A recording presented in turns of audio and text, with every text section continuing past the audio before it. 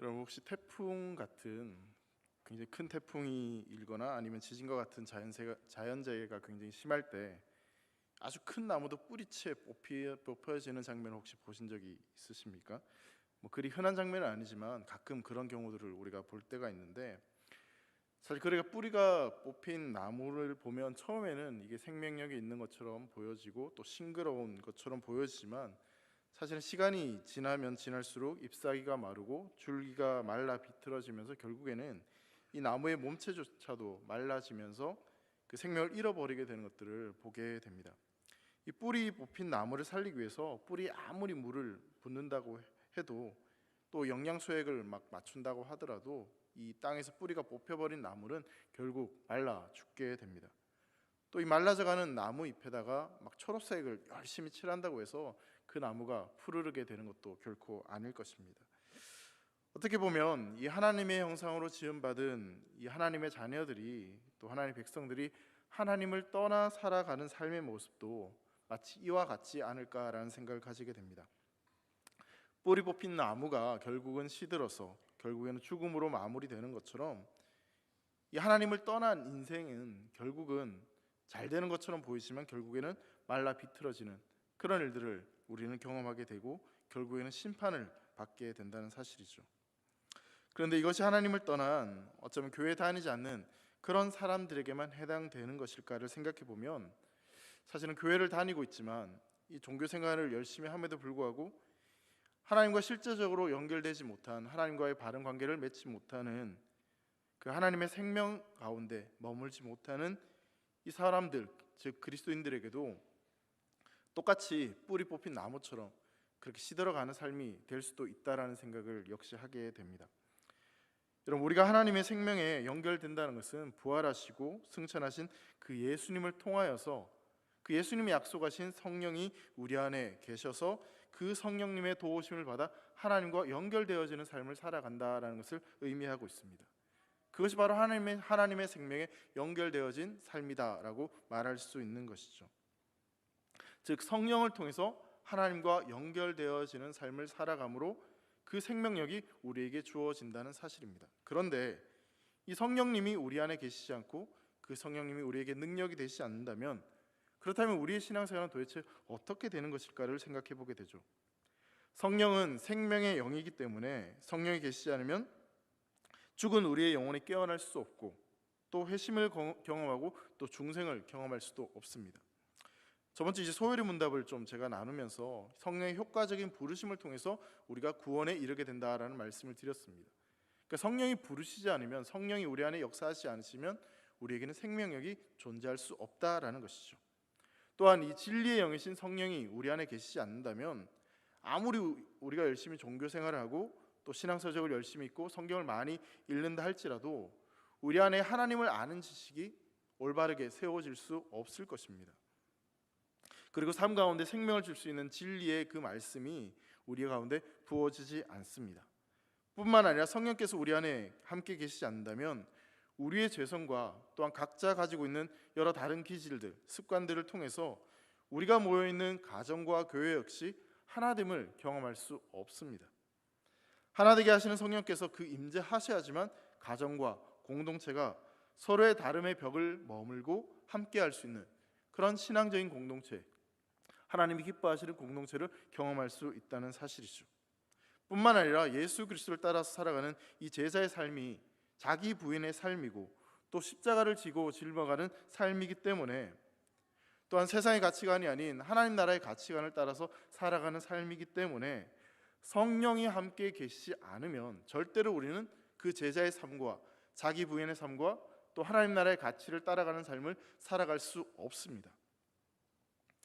따라서 신앙생활을 하지만 성령이 어떤 분이신지 알지 못하고 성령님과 함께 연합하는 그 신앙생활을 하지 않는 사람은 어떻게 보면 너무너무 힘든 인생을 살아간다라고 볼 수 있습니다. 왜냐하면 그냥 세상에 살아가는 것만도 너무너무 힘들고 지치고 버거운 일인데, 이 교회에서 이 성경에서 말하는 어떤 가치들, 그 율법적인 것들을 따라 살아가야 되기 때문에 세상에서도 여전히 힘들고, 또한 그와 더불어 이 말씀대로 살아가는 것이 너무나 버겁기에 어떻게 보면 이중고를 겪고 있다라고도 볼 수 있는 것이죠. 그래서 성령과 함께 하시지 않는 그 인생은 어쩌면 예수를 믿지 않는 사람들보다, 그냥 세상적으로 살아가는 사람들보다 훨씬 더 2배로 아니 몇 배 더 힘든 삶을 살아갈 수밖에 없을 것입니다. 즉 세상의 무거운 짐과 종교적인 짐, 율법적인 그 짐을 함께 짊어지고 살아가기에 더 지치고 더 고단한 삶을 살아갈 수밖에 없다는 것입니다. 성령이 함께 하시지 않고 성령의 힘을 덧입지 못한다면 그렇게 힘들고 어렵고 고단한 인생을 살아갈 수밖에 없다는 사실입니다. 여러분, 오늘 본문은 예수님과 공생의 기간 함께 하였지만 예수님을 부인하고 예수님을 떠나버렸던 제자들을 새롭게 하시기 위해서, 또 어떻게 보면 연약하고 한계가 있는 이 제자들을 통하여서 이 세상 가운데 하나님 나라를 온전히 세워지도록 하는 그 비전을 이루어 가시는 그 출발점에서 하나님께서는 이 놀라운 사건을 통하여서, 성령이 임재하시는 이 사건을 통해서 그 시작을 하는 장면을 우리는 보게 됩니다. 하나님께서 약속하신, 예수님께서 약속하신 그 성령을 보내주셔서 제자들을 새롭게 하는 그 장면을 보게 되는 것이죠. 하나님께서 약속하신 이 성령을 보내주시는 이 장면을 우리가 함께 살펴보면서 성령이 임하게 되는 모습과 또 그 성령이 임재하심으로 말미암아 일어나는 그 현상들을 좀 자세하게 살펴볼 필요가 있을 것 같습니다. 왜냐하면 이 모습을 살펴보면서 우리 역시 그 성령이 임재할 때 어떠한 일이 우리 인생 가운데 벌어지는 것을 알 수 있기 때문에 그런 것이죠. 자, 먼저 2장 본문의 시작은 시간적인 배경이 어떻게 나오냐면 오순절 날에 이 일이 일어났다는 것을 말하고 있습니다. 1절 말씀을 한번 같이 읽어보도록 하겠습니다. 시작. 오순절 날이 이미 이르매 그들이 다 같이 한 곳에 모였더니, 오순절 날이 이를 때 이들이 함께 모였다라고 이야기합니다. 오순절은 이 구약의 이스라엘 백성들에게 중요하게 지켰던 3대 절기 가운데 하나였습니다. 이 오순절은 2가지 굉장히 중요한 의미가 있습니다. 하나는 농업적인 의미가 있고 하나는 구속사적인 의미가 있습니다. 농업적인 의미는 이것이 유월절이라고 하는 절기 이후에 7주가 지나고 난 그 다음 날 50일째 되는 날에 오순절이라고 이렇게 불려졌습니다. 그런데 이때 농업적으로는 이스라엘 백성들이 보리를 추수하는 시기가 바로 이 오순절 시기였어요. 농업적으로 이 오순절은 이스라엘 백성들에게 풍성한 열매를 거두어들이고 풍성한 소출을 경험하는 아주 축제의 절기였고 또 복된 절기라는 것을 우리가 먼저 생각해야 됩니다. 또 하나 구속사적인 의미가 있습니다. 먼저 유월절을 생각해 보면, 유월절은 이스라엘 백성들이 이집트의 노예 상태에서 해방된 날이 바로 유월절입니다. 그런데 그 유월절 이후 50일이 되었을 때 이스라엘 백성들에게 어떤 일이 벌어지냐면 이스라엘 백성들이 시내산이라는 곳에 머물게 됩니다. 50일째 되는 날 시내산에 이스라엘 백성들이 머물게 되는데 그곳에서 어떤 사건이 일어나냐면 바로 모세를 통하여서 십계명 2돌판과 율법이 이스라엘 백성들에게 주어집니다. 바로 이 날이 오순절 날이었어요. 그러니까 하나님 말씀, 그 돌판이, 율법이 주어지는 날이 바로 구약의 이스라엘 백성들이었습니다. 이스라엘 백성들이 이집트에 종살이하면서 이제 이들이 광야 생활을 막 시작하게 되면서 이들에게 가장 필요한 것이 무엇이었냐면 이집트에 살았던 이전의 가치관들 그리고 생활 방식을 벗어나 이제는 이 구별된 하나님 나라의 백성으로 어떻게 살아가야 될 것인가, 거기에 따른 하나님의 가르침을 받고 그 말씀을 깨닫고 그것을 실제로 살아가야 되는 백성이어야 되기 때문에 하나님께서는 이 시내산에서 이들에게 모세를 통하여서 이 율법을 전해 주신 것이죠. 자, 그래서 이 오순절은 이 농업적인 의미, 역사적인 의미 2가지를 합쳐서 굉장히 중요한 2가지 의미를 포함하고 있습니다. 하나는 풍성한 열매를 거두어들이는 시기이고 또 하나는 하나님의 율법, 말씀이 주어지는 그런 절기였다라고 볼 수 있는 것이죠. 이것이 바로 오순절의 굉장히 중요한 의미입니다. 자, 그런데 성령께서 바로 이 오순절 날에 임하셨다라고 오늘 본문은 이야기하고 있습니다. 그냥 아무 때나 임한 것이 아니라 딱 이 오순절에 임하셨다라고 정확히 성경은 말하고 있습니다. 이것이 중요한 상징적인 의미가 있다라는 것이에요. 여러분, 오순절에 성령이 임하셔서 행하시는 가장 강력한 구속자적인 그런 역사가 있습니다. 여러분, 제자들은 그동안 예수님과 함께 동행하면서 3년 동안 끊임없이 말씀을 듣고 그 가르침을 받았던 사람입니다. 그런데 그 3년의 가르침을 받고 난 뒤에 이들이 어떤 행동을 합니까? 그 가르침에 전혀 변화되지 않습니다. 말씀을 들었음에도 불구하고 그 말씀대로 살아내지 못합니다. 그들의 존재가 변화되지 못하였고 오히려 예수를 부인하고 배신하였습니다. 자, 그런데 이 오순절 날에 성령이 임하시면서 이 제자들, 이들에게 어떤 일이 벌어지냐면, 여러분, 시내산에서 이 돌판이 새겨진 말씀을 받은 것이 구약의 오순절이었다면, 이제 신약의 오순절은 이 말씀이 그들의 마음에 새겨지면서 이 말씀이 밖에 있는 말씀이 아니라 내 속에 역사하는 말씀으로 내 심장 가운데, 내 마음 가운데, 내 신비 가운데 심겨지는 그런 말씀이 되면서 그 말씀의 능력이 실제로 경험되어지고 그 말씀대로 살아가게끔 하는 그 놀라운 능력과 은혜가 주어지는 날이 바로 이 오순절날의 의미였고 구속자적인 의미가 있다라는 것입니다. 여러분, 성령이 임하시지 않는다면 우리에게 들려지는 그 성령의 메시지는 단순히 지적인 어떤 말씀에 불과하고, 아니면 내 삶이 힘들고 어려울 때 나를 위로해 줄 수 있는 그런 말씀에 불과할 것입니다. 그렇게 되다가 말씀이 결국 내 안에 머무는 것이 아니라 말씀이 점점 떠내려가서 그 말씀과 나는 전혀 상관없는 그런 삶을 살아가게 된다는 사실이죠. 말씀을 들었을 때 이 말씀대로 살아가야겠구나, 이 말씀이 나에게 주신 말씀이구나 생각하지만 성령이 그 말씀을 내 마음에 심겨주지 않으면 그냥 그 말씀은 둥둥 떠내려가는 말씀이 될 수밖에 없다라는 것이죠. 말씀이 나에게 아무런 영향력을 줄 수도 없고 그 말씀이 내 삶을 붙들고 인도할 수도 없는, 바로 그것이 하나님의 영인 성령께 붙들지 못한 채 살아가는 인생들이 경험하는 일이라는 사실입니다. 자, 그렇다면 성도 여러분, 이 오순절의 중요한 의미가 어디에 있겠습니까? 강력한 어떤 은사를 받는 것보다 더 중요한 이 오순절의 의미는 말씀이 나에게 새로워지는 것입니다. 이 새롭게 되어진다는 것은 말씀이 나의 중심에, 나의 마음에 새겨지고 깨달아지는 것입니다.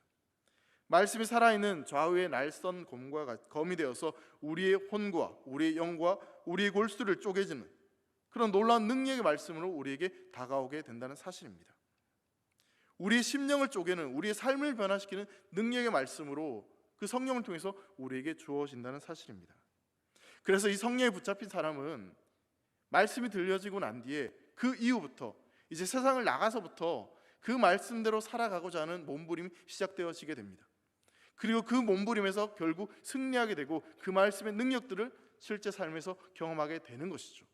하지만 그 성령에 붙들지 못하면 그 말씀이 은혜가 되는 것처럼 보여지고 그 말씀이 깨달아지긴 했지만 실제로 그 삶에 살아갈 수는 없게 되는 것이죠. 성경 공부도 많이 하고 어떤 신앙서적을 많이 읽는 건 여러분 그것이 나쁘다고 이야기하는 것이 결코 아닙니다. 분명히 무엇인가를 지식적으로 알아가려고 하는 그 노력과 또한 그런 객관적인 지식들, 깨달음은 우리에게 너무나 중요한 부분입니다. 그런데 이 지식이 어떤 윤리적이고 도덕적인 지식이 아니라 성령이 저자가 되시고 우리의 영혼을 살리는 지식이고 생명의 진리가 되시는 그 말씀이라면 그것을 풀어줄 수 있는, 또 그것을 깨닫게 하실 수 있는 성령의 도우심 아니고서는 절대로 우리는 그 말씀의 사람이 될 수 없다라는 사실입니다. 사랑하는 성도 여러분, 성령이 임하셔서 하시는 일은 말씀이 우리에게 적용되게 하시고 생각나게 하시고 말씀이 인도하시는 삶을 걸어가게 하십니다. 여러분, 그렇게 되면 우리 인생 가운데 어떤 일이 벌어지겠습니까? 그 말씀의 열매들이 우리 인생 가운데 열려지게 됩니다.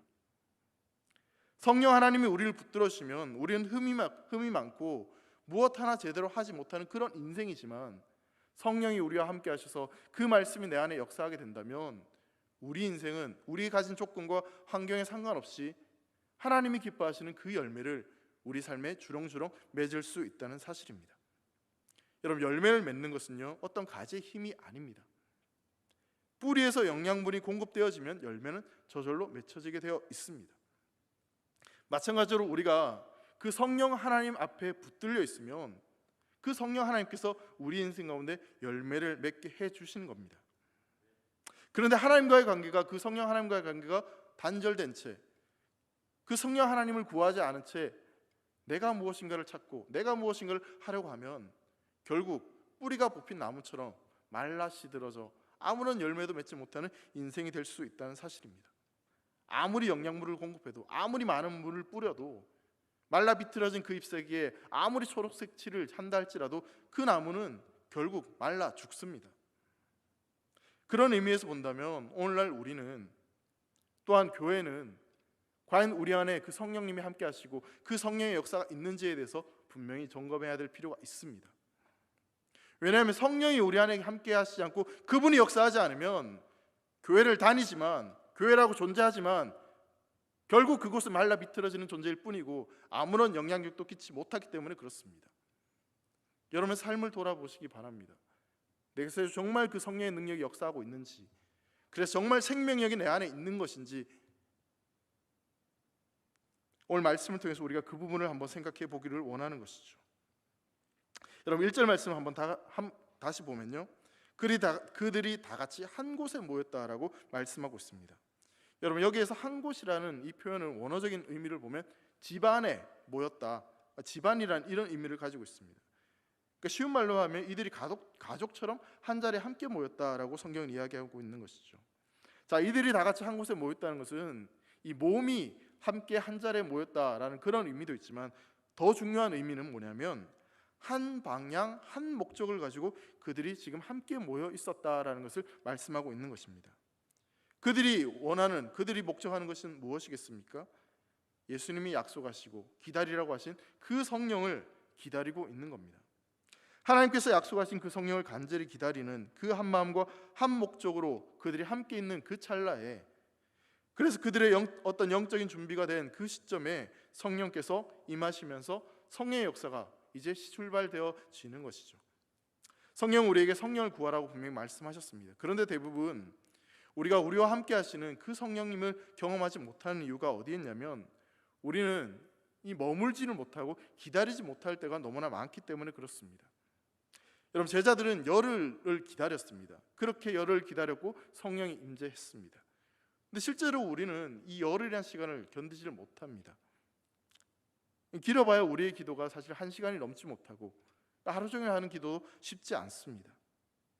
하나님을 추구하는 우리의 영적인 열심들이 그렇게 끈질기지 않을 때가 너무나 많다라는 것이죠. 그러다 보면 우리가 하나님을 의지하는 것보다, 하나님을 기다리는 것보다 뭐 하나님 응답해 주지 않으면 그냥 이 방법 쓰지, 이렇게 하지, 그런 생각들을 우리가 가질 때가 있습니다. 하나님이 도와주시면 좋은 것이고 아니면 나에겐 또 다른 카드가 있고 또 다른 방법으로 인생을 살아갈 수 있다고 생각을 합니다. 특별히 오늘날 이 시대는 물질 만능주의 시대라고 이야기합니다. 때로는 결핍이 하나님을 더 구하고 찾게 되는 것인데, 근데 우리가 느끼는 결핍은 어떤 결핍이냐면 상대적인 결핍이 대부분입니다. 나보다 내가 적기 때문에 느끼는 결핍이 대부분이란 것이죠. 더 좋은 것, 더 많은 것을 누리지 못하는, 그래서 느끼는 결핍이지 하나님을 찾기 위해 생기는 결핍이 아니다라는 것입니다.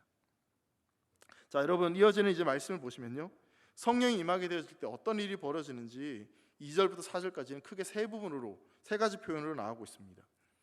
2절 말씀을 여러분 눈으로 보시면요, 급하고 강한 바람 같은 소리가 나고요, 3절에는 불의 혀처럼 갈라지는 것들, 그리고 4절에는 성령이 말하게 하심을 따라 다른 언어들로 말하는 현상, 이 세 가지 현상이 성령이 임재했을 때 일어나게 됩니다. 이 세 가지 현상들의 특징을 좀 자세하게 살펴보려고 합니다. 겉으로 이 현상들을 보면 이건 자연적인 현상처럼 보여집니다. 그런데 우리가 곰곰이 생각해보면 이건 자연적인 현상이 아니라 초자연적인 현상입니다. 말씀을 자세히 보시기 바랍니다. 바람 같은 소리, 여러분 바람이라는 것은 자연 현상입니다. 그런데 실제로 이것은 지금 정확히 뭐라고 이야기하냐면 바람이 아니라 바람과 같은 소리라고 성경은 이야기하고 있습니다. 이게 원어에 보면 으르렁 으르렁 거리는 그런 소리가 온 집안에 가득 채웠다, 바람이 심하게 불면서 막 짐승이 우는 것 같은 그런 소리들로 그 공간에 가득 찼다, 그 이야기를 하고 있습니다. 그러니까 바람이 아니라 소리가 채워졌는데, 어떻게 보면 이게 자연현상처럼 보여지지만 자연현상이 아니라 초자연적인 현상이 지금 이곳에 일어났다는 것이죠. 또 불의 혀같이 갈라지는 것이 각 사람이 임했다라고 이야기합니다. 그러니까 여러분 불이 임한 게 아니라 불의 혀같이 갈라지는 것이 임했다라고 그렇게 이야기합니다. 불이 임한 것이 아니고 바람과 같은 소리가 임한 것이 아니고 그와 비슷한 것인데 그게 아니었다라고 이야기하고 있는 것이죠.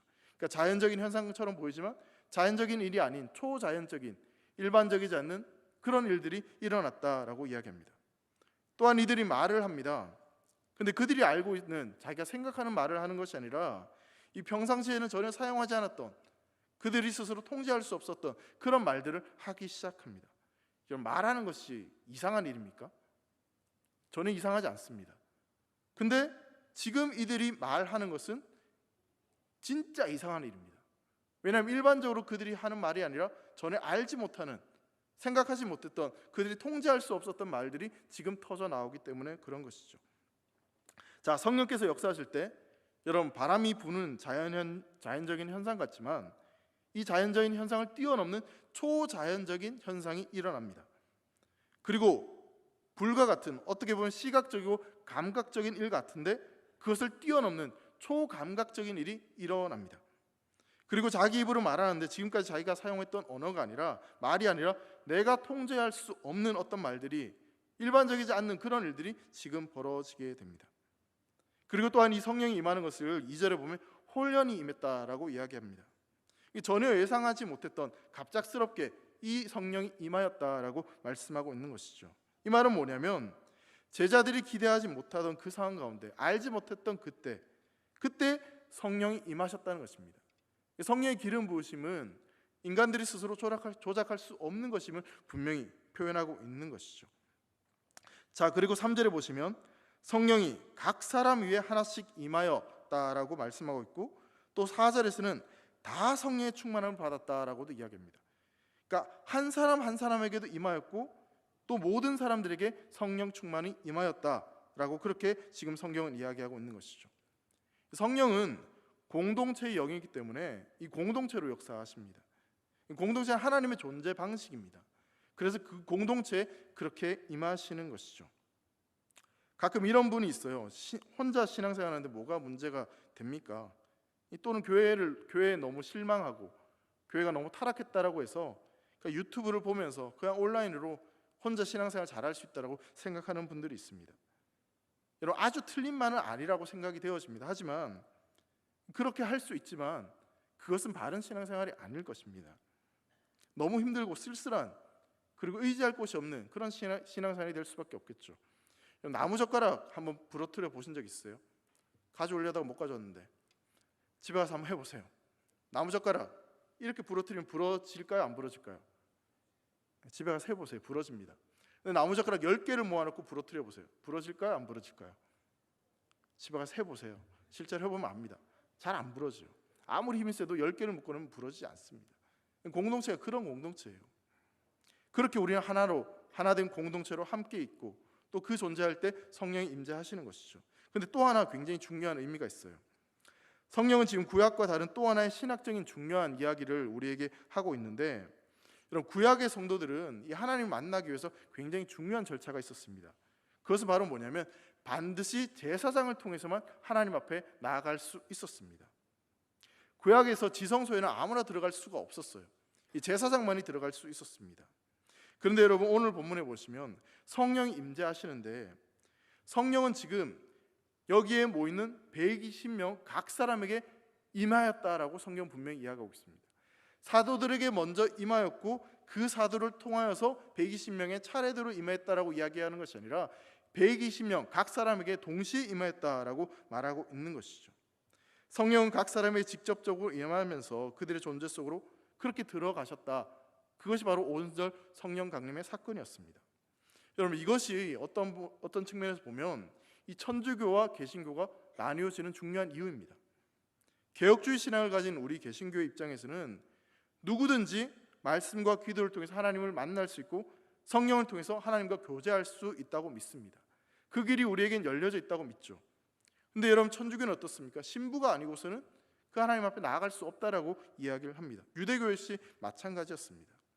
성령이 지금 오순절날 각 사람에게 이렇게 임했다는 것은 사도가 아닌 120명 모두에게, 각 사람에게 임하면서 하나님과의 교제가 모든 성도들에게, 모든 하나님의 백성들에게 임하고 있다는 사실을 분명히 보여주고 있는 것입니다. 여러분, 성령은 인격적이시기 때문에 어떤 사역자나 어떤 능력 있는 사람이 성령을 준다 만다, 여러분, 그렇게 말할 수 없습니다. 성령이 물건입니까? 줬다 뺏게, 주면 주는 것이게, 그렇지 않습니다. 성령은 하나님으로서 스스로의 주권을 가지고 계시고 그 필요에 따라서 하나님이 들어가시고 싶으면, 하나님이 가고 싶으면 가실 수 있는 분입니다. 근데 자꾸만 우리는 그 성령을 내 마음대로 옮겼다, 이리 갔다 저리 갔다 할 수 있는 것처럼 생각을 하는 것이죠. 자, 성령이 임하시는 장면을 앞서 3가지 제가 말씀을 드렸는데요, 이 내용을 좀 더 구체적으로 한번 생각해 보려고 합니다. 자, 성령이 임하게 되는 그 장면을 문맥적으로 한번 좀 생각해 보려고 합니다. 여러분, 사도행전 1장 8절에 보면 성령이 너에게 임하시면 권능을 받고 이렇게 말씀하는 장면이 있습니다. 1장 8절 말씀 한번 같이 읽어보도록 하겠습니다. 시작. 오직 성령이 너에게 임하시면 너희가 권능을 받고 예루살렘과 온 유대와 사마리아 땅끝까지 이르러 내 증인이 되리라 하시니라.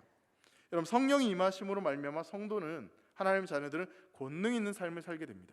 근데 그 권능 있는 삶, 성령 충만케 되는 삶을 통해서 주어지는 굉장히 중요한 사명이 있습니다. 그 사명이 바로 뭐냐면 바로 예루살렘과 온 유대와 사마리아 땅끝까지 이르러 복음의 증인이 되는 겁니다. 성령의 권능이 임함으로 우리에게 주어지는 사명은 예루살렘과 온 유대와 사마리아 땅까지 이르러 복음의 증인이 되는 것, 그것이 우리에게 주어지는 사명입니다. 성령이 임하시게 되면서 앞서 말씀드린 이런 초자연적인 현상이 일어나는 이유는 바로 복음이 전해지기 위해서, 복음을 전파하기 위해서 이러한 일들이 일어난다라는 것을 말씀하고 있는 것이죠. 자, 여러분, 성령이 임하실 때 일어나는 첫 번째 현상이 무엇이었습니까? 강한 바람 같은 소리가 들렸습니다. 여러분, 이것은 바람이 아니라 소리였습니다.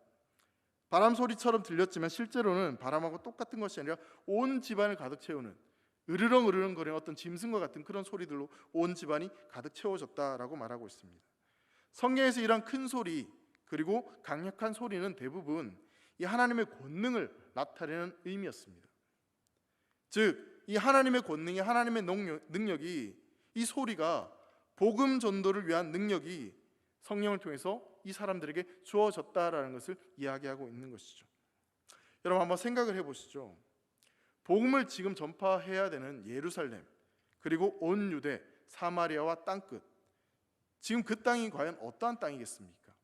복음을 전하는데 굉장히 쉽고 편안한 땅이겠습니까? 아니면 굉장히 어려운 땅이겠습니까? 한번 생각을 해보시죠. 예루살렘은요, 배신의 땅이었습니다. 자칫 잘못하면 목숨을 잃을 수 있는 땅입니다. 예수님을 십자가에 못 박은 땅입니다. 유대 땅도 마찬가지였죠. 죽이려는 땅, 죽음의 땅이 지금 예루살렘 현장입니다. 사마리아는 어떤 땅입니까? 상대하지도 않고 싶은, 피하고 싶은 땅입니다. 그럼 땅끝인 그 땅은 어느 땅이겠습니까? 여기서 말하고 있는 땅끝은 로마였습니다. 이 당시에 로마는 이스라엘 지배하던 이 원수 같은 나라였습니다. 이스라엘은 식민지였어요. 거기에 지금 이들은 노예가 되어 있고 종으로 되어 있는 상황이었습니다. 정리하면 자신들을 죽이려고 하고 배신했던 땅, 그리고 피하고 싶은 땅, 그리고 종이 되어서 그렇게 힘들고 고통당하는 그 땅에 지금 복음을 들고 나아가서 선포해야 되는 것입니다. 그 복음을 전해야 되는 그 땅이 결코 쉽고 만만한 땅이 아니었습니다. 이들이 복음을 전가해야 될 그 땅은 치열한 영적인 전쟁이 펼쳐지는 것이고 목숨을 걸고 나아가야 되는 그런 땅입니다. 나를 죽이려고 하는 땅이고 피하고 싶은 땅이고 나를 종처럼 부리면서 나를 노예처럼 생각하는, 내 인생을 준리르는 그런 땅이 바로 이 지금 복음을 들고 나아가야 되는 땅입니다. 자, 그런데 이곳에서 주눅들지 않고 오히려 하나님의 생명과 능력을 가르치고 그 생명의 말씀, 그 복음을 선포하기 위해서, 하나님의 나라를 세우기 위해서, 그 땅을 온전히 세우기 위해서 필요한 것이 과연 무엇이 있겠습니까?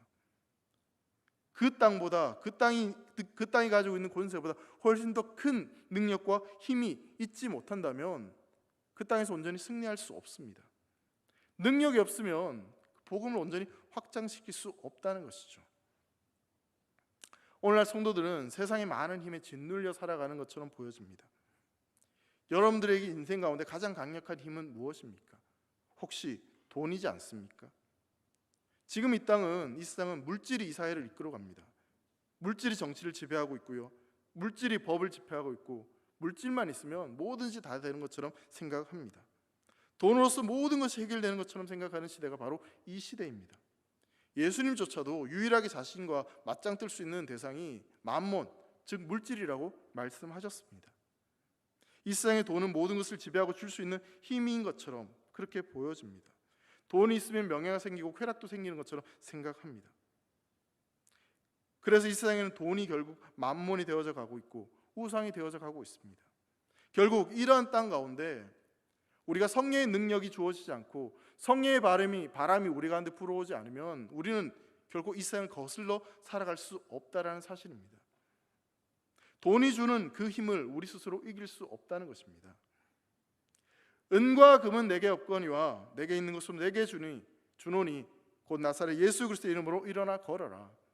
우리에게 은과 금은 없지만 예수 그리스도의 그 이름의 능력, 성령이 우리 안에 함께 하시면 우리는 이 세상을 이기고 정복하고 다스리게 될 줄 믿습니다. 우리 성도들 가운데 만약 이 세상 가운데 무너져 있고 이 세상에 굴복하고 있고 너무나 답답하고 어려움을 겪고 있는 분들이 계시다면 우리가 찾고 구해야 될 것은 딱 한 가지밖에 없습니다. 성령의 능력을 구하십시오. 성령의 능력을 구하시는 말미암아 이 세상을 정복하고 다스릴 수 있기를 간절히 소망합니다. 내 인생은 왜 이렇게 하루하루 힘든 것일까? 왜 이렇게 힘들고 버거운 것일까? 그렇게 힘이 빠져 있고 그렇게 어려움 가운데 낙심하고 계시는 분들이 있다면 오늘 이 밤 성령의 바람, 그 성령의 능력을 경험할 수 있는 복된 삶이 되시기를 주님의 이름으로 축원합니다. 두 번째로 성령이 임하실 때 어떤 일이 벌어지냐면 갑자기 불이 내려졌습니다. 근데 여러분 성경을 자세히 보시면 불이 아니었죠. 불은 아니지만 불 같은 것이 지금 내려졌습니다. 근데 그 불은 참 너무너무 신기합니다. 마치 호렙산에서 모세가 풀다는 나무를 봤는데 이 나무는 안 타고 불꽃만 타고 있는 그런 것을 본 것처럼 이 사람들 머리에 불이 임하는데 그 사람들은 타지 않습니다. 여러분 성경에서 불은 부정한 것을 태우는 그런 상징으로 하나님의 공능을 나타낼 때 표현되어집니다. 그래서 열왕기상 이 18장을 보면 엘리야가 바알 제사장들과 이 싸움을 벌일 때 벼락처럼 하늘에서 불이 내려서 그 물이 젖어 있는 그 제단을 다 불살라 태우는 그런 일이 벌어집니다. 그 모든 것을 태워버리는 정결하게 하는 그 능력이 지금 이들에게 임하였다는 사실입니다. 부정함을 태우고 거룩게 되는 그 능력이 그들에게 임하여졌습니다. 왜 우리는 이렇게 죄의 문제에 시달리고 나도 모르는 사이에 죄를 저지르고 세상처럼 똑같이 살아가는 것일까? 바로 성령을 우리에게 경험하지 못해서입니다. 성령이 우리를 정결하게 하시고 우리를 거룩하게 하실 그 능력을 경험하지 못했기 때문에 똑같이 세상이 원하는 방식대로 살아가는 것이죠. 세상과 똑같은 모습으로 구별되지 못한 모습으로 살아갈 수밖에 없다는 사실입니다. 여러분 술과 담배는요 어떤 자신의 의지로 끊을 수 있을지도 몰라요. 근데 여러분 죄의 문제는요 절대로 우리의 힘으로 끊을 수 없습니다. 그건 성령이 임하셔서 성령이 나를 태워주셔야지만 끊어질 수 있는 줄 믿습니다. 거룩한 성령이 우리 안에 임하실 때 그 죄의 문제가 우리 안에 있는 그 더럽고 추한 모든 문제가 온전히 해결되어짐으로 말미암아 거룩하고 구별된 삶을 살아갈 수 있다는 사실입니다. 여러분 이렇게 임한 바람과 불은 단순히 어떤 물리적인 변화가 아니었습니다. 물리적인 변화는 이 물질의 본질은 변하지 않습니다. 따라서 다시 원래의 본래 상태로 돌아갈 수 있습니다. 근데 여러분 화학적인 변화는 완전히 다른 새로운 물질이 되기 때문에 이전의 모습으로 돌아갈 수 없습니다. 우리에게 일어나는 변화가 바로 그런 변화입니다. 성령을 통해서 우리의 삶에 일어나는 변화는 이제 옛날의 모습으로 돌아가지 않는 영적인 화학적인 변화를 일으킴으로 말미암아 완전히 새로운 존재가 될 수 있습니다. 오늘 이 밤 그런 성령이 우리를 새롭게 하시는 놀라운 능력을 체험할 수 있기를 주의 이름으로 축원합니다. 이 시간은 성령이 우리와 함께 하심을 믿으시기 바랍니다. 그 성령이 우리를 붙잡고 계시고 우리를 도우십니다. 그 성령이 우리 안에 임하셔야지만 성령이 우리를 변화시켜야지만 우리 인생은 새롭게 될 수 있습니다. 세 번째로 다른 언어들로 말하기 시작하죠. 여러분 이것은 어떤 의미가 있냐면 이제 그 복음이 온 천하 만물들에게 확장되어져 간다는 것을 이야기하고 있습니다. 그래서 이 세 가지 표현들 이것을 정리해서 말하자면 어떤 이야기냐면 이 복음은 제자들 공동체와 이스라엘 예루살렘에 머물러 있는 것이 아니라 확장되어지고 그 복음은 능력 있고 힘이 있어서 더욱더 날로 확장되어져 갈 것이고 그리고 그 복음이 확장되는 그 능력들이 우리 안에 일어난다는 것을 성경은 말하고 있는 것입니다. 성령이 임재할 때 그러한 일들이 세상을 변화시킬 수 있는, 세상에 영향력을 끼칠 수 있는 존재로 우리의 삶이 변화된다는 것을 성경은 우리에게 말하고 있는 것입니다. 결국 성령 충만한 사람들이 세상에 영향력 있는 삶을 살아가게 될 것이고, 그 사람들 통해서 복음이 확장되어지고 그 사람들 통해서 세상이 변화되는 것입니다. 저는 우리 사랑하는 대길교회가 또 이곳에 속한 우리 사랑하는 성도들이 그러한 삶을 살아갈 수 있기를 주의 이름으로 축원합니다. 성령에 사로잡혀서 성령의 변화시키심을 통하여서 그 능력을 경험하고 그 능력을 세상에 나타내 보이는, 그래서 세상을 변화시킬 수 있는 그런 하나님의 사람으로 살아갈 수 있기를 간절히 소망합니다. 그렇게 하나님의 사람으로 우리가 살아가기 위해서는요, 우리가 무너져야 됩니다. 우리가 새롭게 되어져야 됩니다. 여러분, 예수님을 믿는다는 것은요, 나에게 부족한 어떤 2%를 채우는 것이 아닙니다. 내가 죽고 새롭게 되는 것을 이야기하는 겁니다. 그렇다면 오늘 이 밤 우리가 성령의 능력을 더듬기 위해서 어떤 결단을 해야 되겠습니까? 내가 죽어야 됩니다. 내 욕심을 내려놔야 됩니다. 내가 죽고 성령이 살아나게 하시는 그 역사를 경험하게 되어질 때 진짜 우리는 세상을 변화시킬 수 있는 그런 존재로 쓰임받을 수 있다는 사실입니다. 오늘 우리의 마음을 활짝 열고 그 성령님을 초대할 수 있는 은혜가 있기를 소망합니다. 성령님을 구하십시오. 아멘이십니까? 돈을 구하지 마시고요, 건강 구하지 마시고요, 명예 구하지 마시고요, 내 자식, 내 가족 잘 되는 거 구하지 마시고 오늘 이 밤 가장 먼저 성령을 구하십시오. 성령이 임하시면, 성령이 우리 삶을 붙들으시면 내가 기도하지 않아도, 내가 부르지 않아도 먼저 그의 나라로 그의 일을 구하면 그 모든 것을 주시겠다고 약속하신 그 주님께서 우리에게 모든 것을 채워주실 줄 믿습니다. 성령 구하는 게 먼저입니다. 하나님 관계가 바르게 되는 것이 먼저입니다. 왜 다른 것을 찾으십니까? 하나님만 있으면 됩니다. 성령님만 있으면 됩니다. 메마른 내 심령 가운데 성령이 찾아오시고 내 인생 가운데 성령이 붙들어주시면 우리 삶은 변화될 줄 믿습니다. 그 능력으로, 그 힘으로 살아갈 수 있기를 주의 이름으로 축원합니다. 이 시간 함께 찬양하겠습니다. 빈들의 마른 풀같이 우리의 심령 가운데 성령을 임재하여 주시옵소서, 성령을 주시옵소서, 우리 그런 마음으로 결단하며 함께 찬양하겠습니다.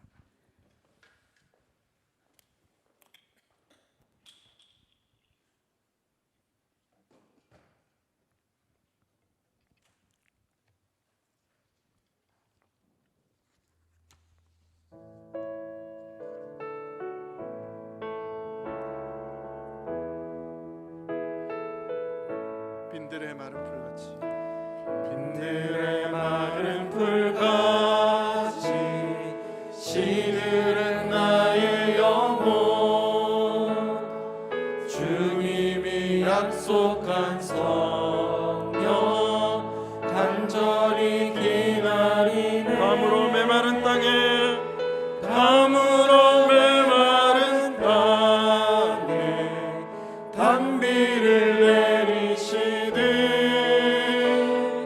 성령의 단비를 부어 새 생명. 다시 한번 1절 찬양합니다. 빈들의 마른 풀같이, 빈들의 마른 풀같이 시들은 나의 영혼, 주님이 약속한 성령 간절히 기다리네.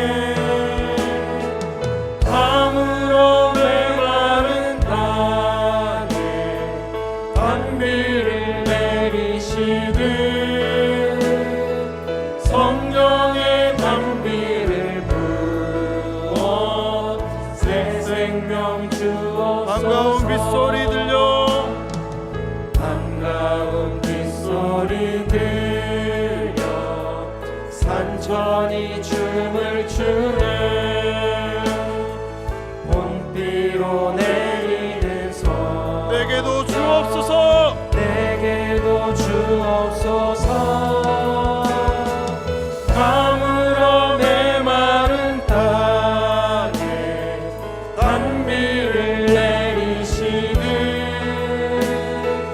성령의 단비를 부어 새 생명 주옵소서. 설 따라 우로를 내려, 절 따라 우로를 내려 조목이 무성하니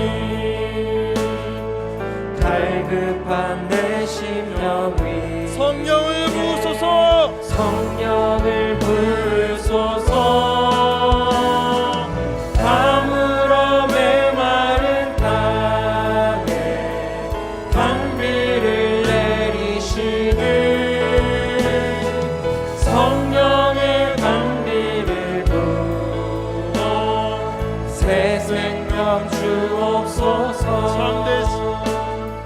참되신 사랑의 언약 얻을 수 있사오랴. 오늘의 흡족한 내일에 주실 줄 믿습니다. 다음으로 메마른 땅에 단비를 내리시듯 성령의 단비를 부어 새 생명 주옵소서. 감으로 메마른 땅에 감으로 메마른 땅에 단비를 내리시듯 성령의 단비를 부어 새 생명 주옵소서. 이 시간 우리의 마음을 열고 성령님을 초대할 수 있기를 소망합니다. 성령님을 구하십시오. 성령님 나에게 임하여 주시옵소서. 성령님 나에게 충만히 임하여 주시옵소서. 그 성령님이 나에게 오늘 이 밤 임함으로 말미암아 내 인생이 달라지는, 내 인생이 변화되는 놀라운 역사를 경험케 하여 주시옵소서. 성령이 역사하시는 말미암아, 성령이 내 안에 임하시는 말미암아 이제는 내 힘으로 살아가는 인생이 아니라 내 지식과 내 생각대로 살아가는 인생이 아니라 하나님의 살게 하시는 삶이 어떠한 삶인지, 하나님의 능력으로 살아가는 삶이 어떠한 삶인지를 경험케 하여 주시옵소서. 성령 충만함으로 그러한 삶을 살게 하여 주시옵소서라고 결단하며 성령님 나에게 충만하게 임하여 주십시오. 그런 마음으로 우리 주님을 찾고 힘차게 주님의 이름을 부르고 기도하도록 하겠습니다.